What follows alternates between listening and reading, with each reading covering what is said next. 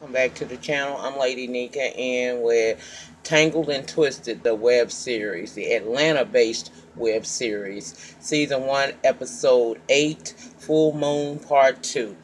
Now, before we begin the review, let me go on and get my stuff out that I normally say. First of all, if you've been following this web series, thank you on behalf of the creators and the actors and everybody involved in this project. I thank each and every one of my loved things who have taken to this web series and followed it from the beginning when I started doing the reviews for it. Thank you all for the support. As you can see, when you keep working on something, it gets better because the cinematography from episode 1 has gotten better all the way up to episode 8, and he's got a whole lot of good stuff in store.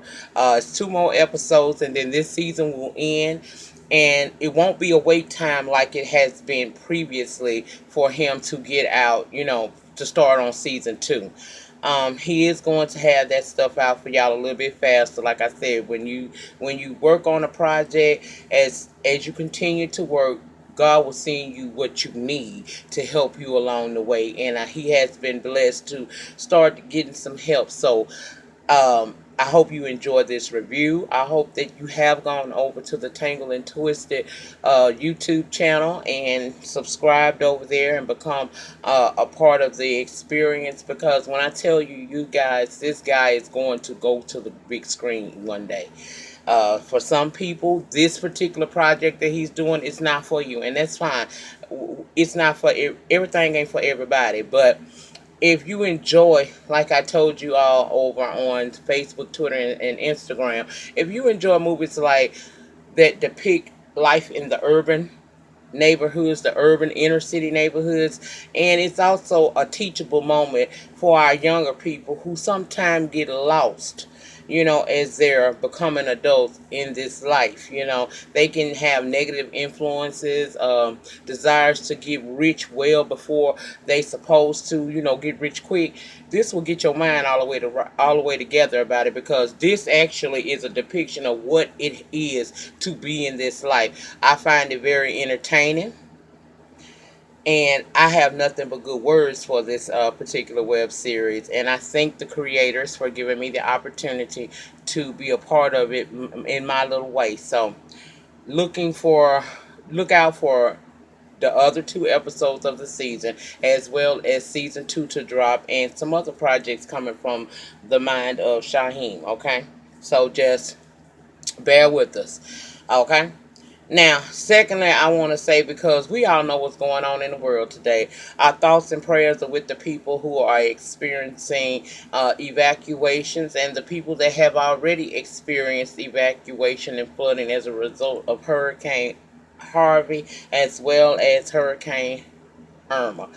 Again, as I said in my Function Friday video, if you have not evacuated yet, please make every attempt to do so if you can. If you cannot, just know that do the best that you can to try to make it. And our thoughts and prayers are with you guys. I hope that this can end quickly so that we can begin the healing and rebuilding process as quickly as possible. Now, moving on to the review. I want to give you guys let's do a little catch up, because it's been a few minutes and y'all may have only watched my review. So we're going to do a little catch up, okay? Real quick. In episode 7, as well as previous episodes, we saw Swoop as the narrator of this web series, and he tells us that it all started when some hood niggas, well, I'm trying my best not to say that because I know that's not correct, right? So I'm going to say ninjas. Some hood ninjas decided to pull a gun on E and Miss May. Then Swoop had to whoop the crackhead Kool-Aid ass once more and again because he was out of pocket, okay? And it wasn't the first time, that's what I'm saying. Mook, E, and Tron, as well as Swoop, had to duck out of town for a minute, but before they left, they had to lay down a dope boy who was way out of pocket, okay? After they returned back to ATL and set up shop, Tron got busted and had to go away to prison. Oh. Then Clue Trap got busted. Sly beat up his bottom bitch, his number one girl, Peaches was her name, if I do remember, and she ran away. Swoop's girlfriend, Yolanda, brother Hassan, got out of jail, and he got out a new man, and he was down Mook's throat about making that same change for the better, okay? It was Hassan along with Yolanda's mother, Miss Brown, along with Miss May, that was on his back to try to make this change in his life before something bad happened, like he loses his life or he loses his life to the penitentiary system. E let a very shady ninja by the name of Flip hold 3 ounces of dope, and dude ran off with it, okay? And Potron, he fighting for his manhood down there in the penitentiary system, child. Yes, he is. Which brings us here to part two of Full Moon.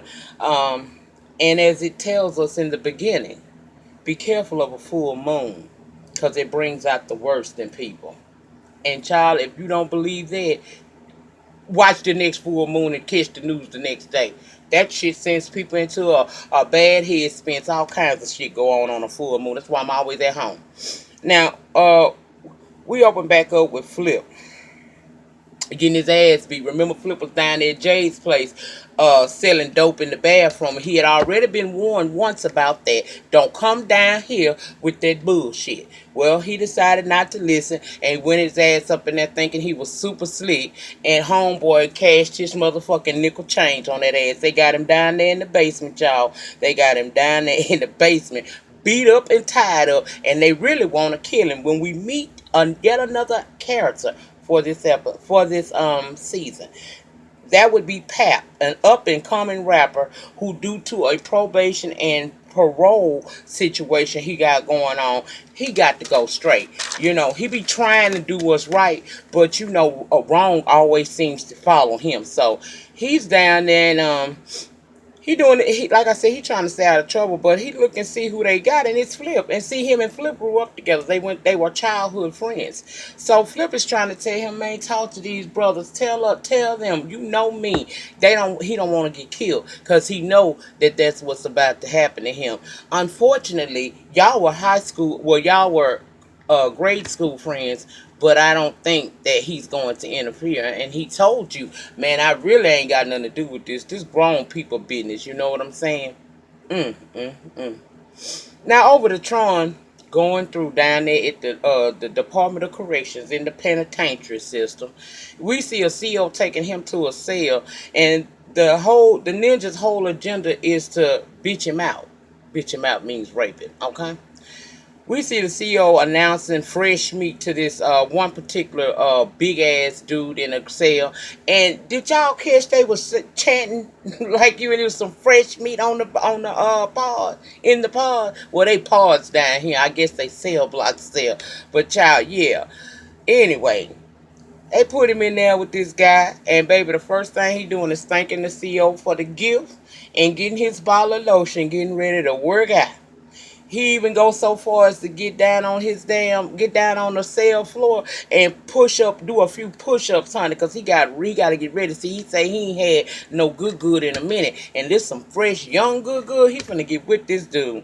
He told him to suck him off, and Tron led him to believe he was gonna do that because he had been slapping on him and fighting him up in there when he first got in there, trying to bitch him out and make him scared. So he told him, man, I got you. And somehow in a way, that little ass Tron was able to get this big sorry ass motherfucker off of him. And I mean, he did it like that.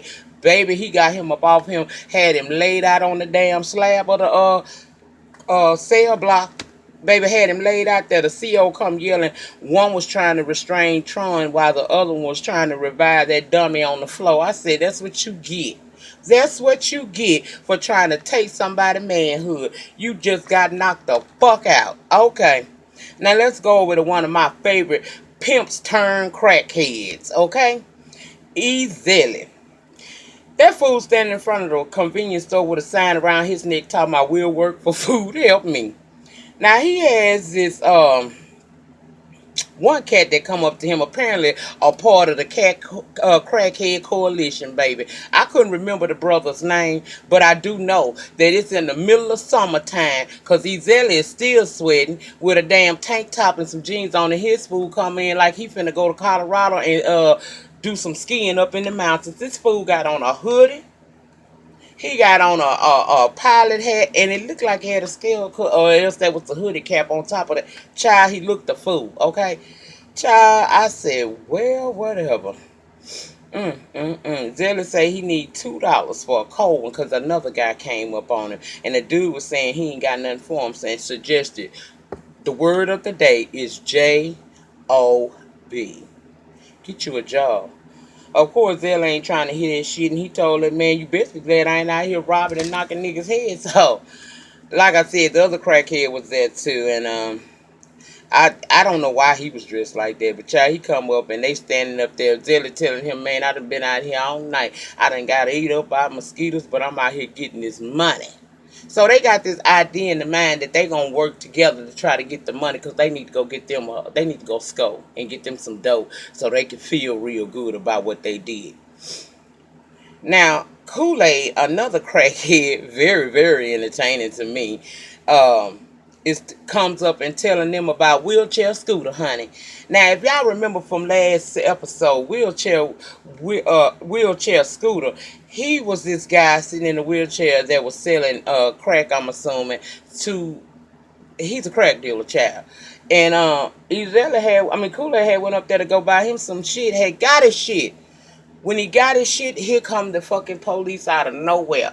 They get out, guns drawn, and Scooter that type, he ain't gonna just go to jail because he was already out on, I think, bond. So he decided to get into a full out shootout with the damn police. End up getting shot all up in his stomach, and that damn Kool-Aid wind up, they couldn't find the crack that he had just bought because he just bought it. And he said when all that event started happening, he threw his shit and hit the floor. Well, the only thing they was able to do is give him something they called a DC-6. And old boy with the hoodie in the summertime gonna say, I got that same shit, man. I gotta go to court next week. And Kool-Aid and Izzy like, what the fuck?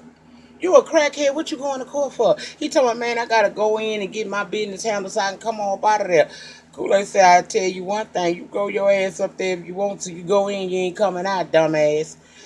Slick, I think I heard them say. I don't know if that's his name or not, but anyway, they telling him, man, damn all of that. So they making fun of him for saying he gonna go and try to take care of his situation the right way, which is to show up to court. We already know Kool-Aid ain't going. They gonna have to put a warrant out for his arrest and catch him down bad. He ain't going. So they trying to make him feel that same way. And then their conversation switches back to their favorite subject. Let's go get us some crack. So Ezelly and Kool-Aid walk off. Meanwhile, old Slick, I call him Hoodie in the summertime. His ass is pissed off, talking about fuck y'all, man. Fuck both of y'all. I'm gonna be over here by the shell. Old boy said, fuck you in that shell. I holler, child. I love the crackheads on here. They give me my life, honey. They give me my life. Mm, mm, mm. Now over to Club J's. Um, Guney, a new character, we are introduced to. They say he getting put out the damn club. Now we're told that Guney is a walking time bomb, especially when he on that Henny and weed. He pissed off he being put out the club, and child, he hella mad about it. In fact, he's so damn mad. 1 hour later, he returns his ass over to the club and begins to shoot at the security guard who runs inside the building. Okay, now keep that in mind. Let's go over to Ellenwood, Georgia, and it's 3:28 a.m. Okay, and Chauncey girlfriend, I think her name is Dominique. Um, we see her pull. She's driving in her car and she pulls over to the side. Well, one, she been working. She getting off late night, and now she has a flat tire. And she done been trying to call Chauncey for over 30 minutes, but the call keep dropping. But she finally gets hold of somebody on the phone and let them know I have a flat tire. I'm trying to get home. I'm half-ass scared because it's dark. It's the middle of the night. Some niggas trying to holler at me. And I know when I get there, Chauncey gonna already accuse me of being out late fucking some nigga. But I can't get him by phone. So apparently they help her get her situation together. And we see her drive the car onto the house. When she get home, he's sitting out on the stair. Well, he's out on the porch. He sleep. Look like he had been drinking something, so he sleep. She try to creep up in the house, but he wakes up and immediately he on her ass. Where you been? What you been doing? Why you ain't called? I mean, he's really being physically abusive to her as he's taking her clothes off. She's trying to explain to him, look, I did call you. You wasn't answering your phone. I had to work late and I got a flat tire. He said, you said this shit before, and commenced to whooping her ass and then raping her. And according to what Swoop told us in the narration, they found that girl floating in the Chattahoochee River. It was on the news, and don't nobody know what happened to her, but okay. Now, Guney comes to tell one of the niggas that I guess he buy weed from, because he told the dude, when I come here, I know I'm supposed to call before I come, but man, I needed to come through here because, man, guess what went down at Jay's place? And he begins to tell him about him getting put out the club and how he came back and he shot at the motherfucker. While he's saying that, Unc and some other dude is showing up, and the first guy was like, talking about some broads he got coming from all different areas. I don't remember his name. I'm sorry. I apologize, but he was with this dude they called Unc. Unc was the one with some damn sense, and he began to tell Goonie, I already heard about what you did. Now, did you shoot the security guard? No, man. That nigga ran back up in the club. So you didn't shoot the man, and now you have caused police presence to uh, double in this area. They asking questions. People can't do what they normally do, earn their coins. You caused a whole bunch of problems. Plus, you did it at a place where we all kick it at. What sense did that make? Goonies talking about they gonna have to forgive him, but it was fucked up. The security had did him wrong. I'm trying to tell him, baby, that wasn't even worth it. If you just had to fight this man or get back at this man for putting you out the club, why didn't you catch him outside of the club? You just made the spot hot. The block is hot now because of your ass. And it don't make no damn sense. Now, we meet Frank. Frank is the husband of this girl named Candace, who is fucking mook on the side. Okay? He's a truck driver. And he had made a stop for a few minutes. He needed to score him some weed from his homeboy. I think they called him Twin. And this chick came from across the street. Sorry, never seen her in one of the episodes. Don't remember who she is, if she was. But she came over to talk with Frank about him driving the trucks, being on the road 13 hours or more, saying she can't do it. But really what she wanted some weed. And when Twin get there, he served them both. And she pop pussy on back across the street, say she going back to work. But of course, Frank calls Candace because that was his purpose for pulling over, to score and to call his wife and see how she doing. Now, we see Candace and Alexis. They two cousins. They sitting there waiting on Mook and E to show up for a late night booty call. Alexa says she need to hook up with E because she ain't had nothing in a while because her old man locked up. And Candace gets that call from Frank. Remember, he pulled over to call his wife. Now they talking about how much they miss each other, and he's saying he miss her cooking, and she promising as soon as you get home, boo, I'm gonna make your favorite spaghetti with the toast with extra butter. I got you, boo.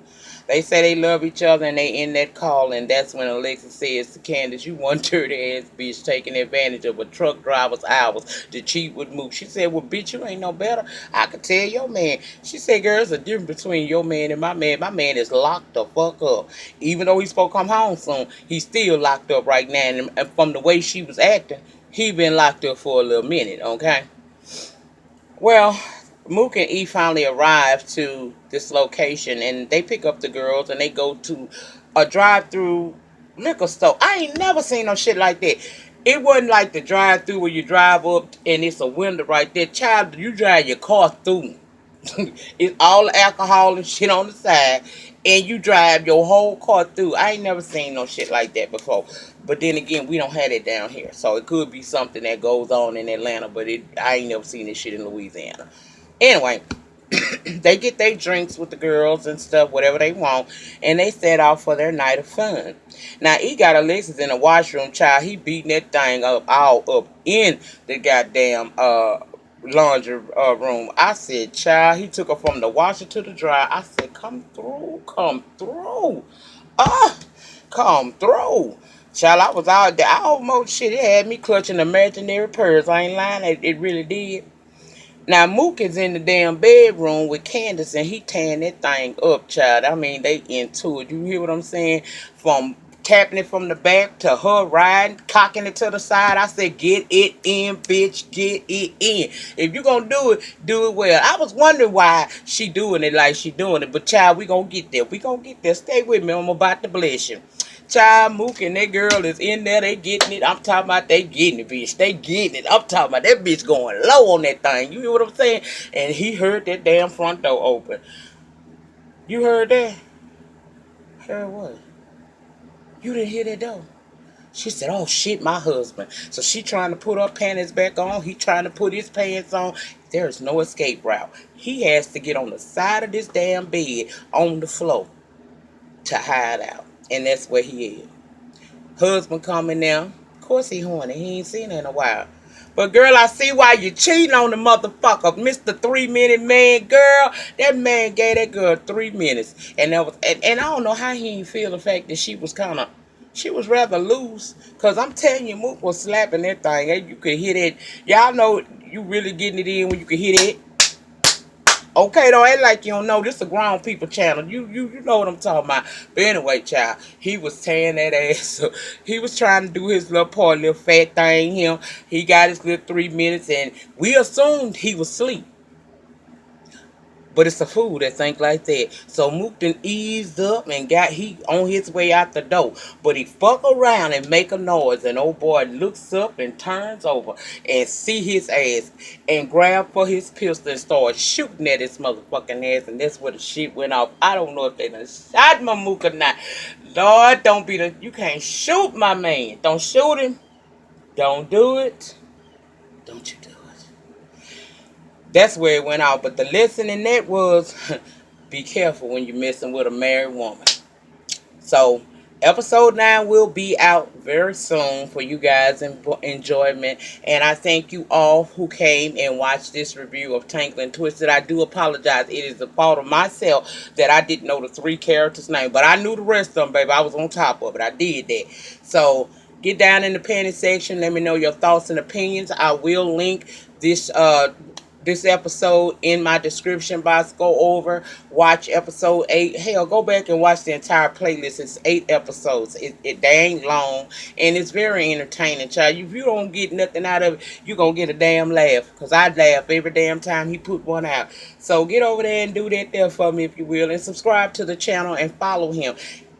You will find out that he got a whole lot of more series and shows and things of that nature coming in the future. Again, I thank everybody who has been supporting by way of my channel to the Tangled and Twisted web series. I appreciate you all for your support. Y'all remember, the depth of your struggle will determine the height of your success. In the meantime, in between time, please remember to rate the video. Ratings get me recognized down here on these YouTube streets. Subscribe to the channel for the free 99, honey.